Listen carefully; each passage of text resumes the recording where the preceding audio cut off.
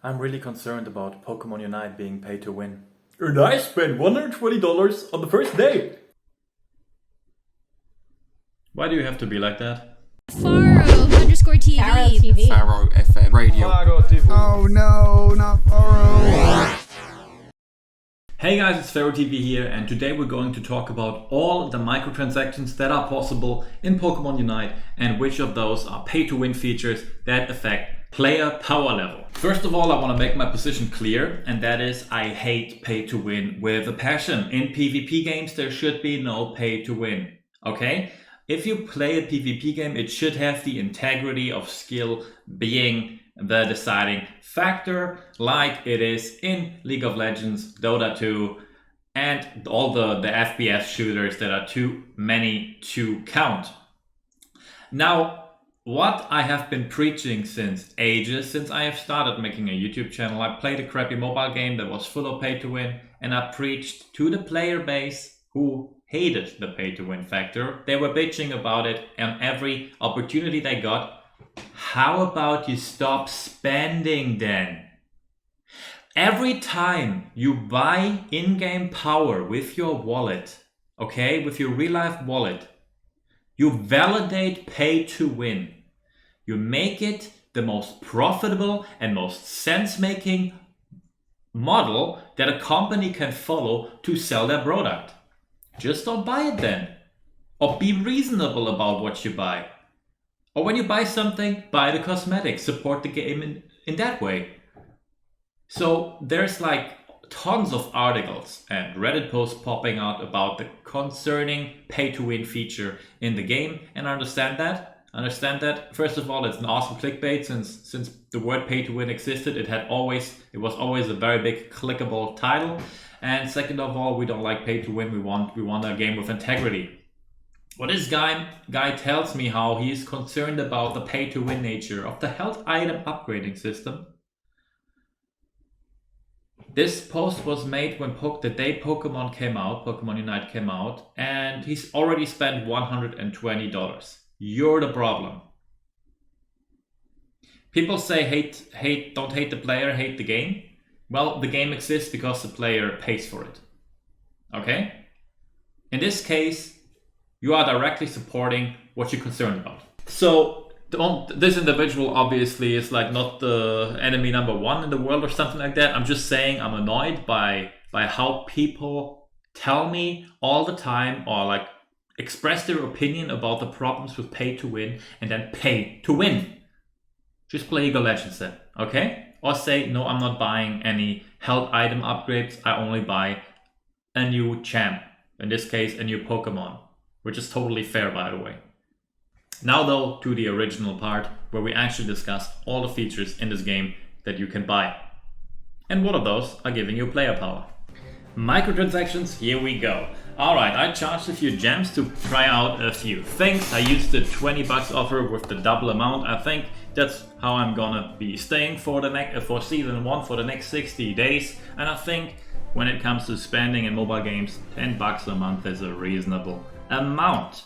Now, with that being said, let's go and enter this field of transactions. Well, first of all, obviously those coins are hard to reach. Okay, we only can reach like 2,400 coins every week to buy a new to add to our list by grinding. Then of course we have login events, daily events that boost that amount, and it's like we don't know how this will be in the long run. We will maybe be able in the future to average it out how much we actually get. Not too easy, however, you can definitely unlock the desired Pokemon and just buy it, with the coins you get. You see I have 11,000, I bought a bunch of items, so it's pretty fair. If this will be pay to win in the future, it is possible, and we'll talk about that later. Next thing we can do is the iOS Emporium, and this is where it gets interesting. Fashion doesn't matter, fashion ticket exchange doesn't matter, items, that's where it matters. Unlocking the items, no problem.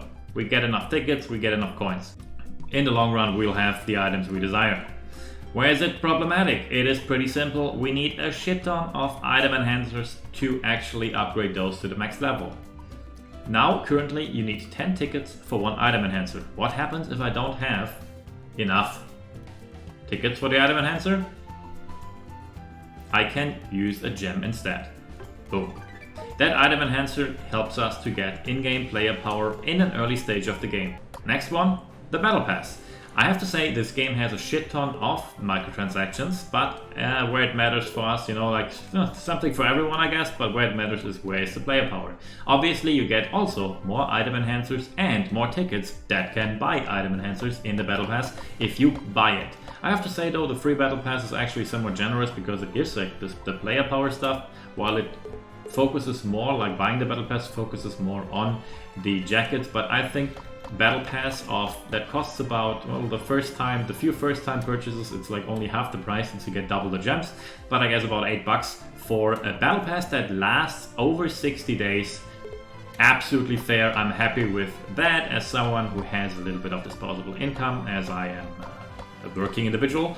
This is a fair price and I am not bothered by it in the slightest. Next feature that I tried out, the energy tank.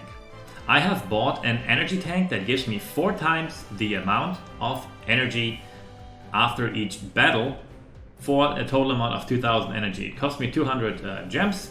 It is not that pricey, but it gives me a lot of stuff. But at the end of the day, this is all just cosmetic and another source, I guess, though, for the currency that is available to free-to-play as well, and we just get a little bit more currency a little bit faster, including item enhancers and tickets that we can then turn into item enhancers. Obviously we also have skins, but yeah, we don't mention them. It's cosmetic, it's whatever. The other thing is boosts. We can unlock the battle pass faster for money. That is, we really don't care about that, or at least I don't. You get extra energy. That means, yeah, I talked about that. You get extra tickets and extra coins and extra item enhancers, and you can also earn more coins from battles. You know, that means in the end of it all, you just get more tickets and more coins, and with that more items and more item enhancers or more Pokemon.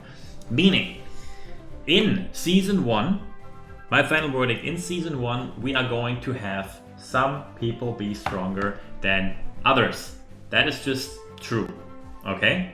That is true. They will be paid to win. Season 1 people will be stronger.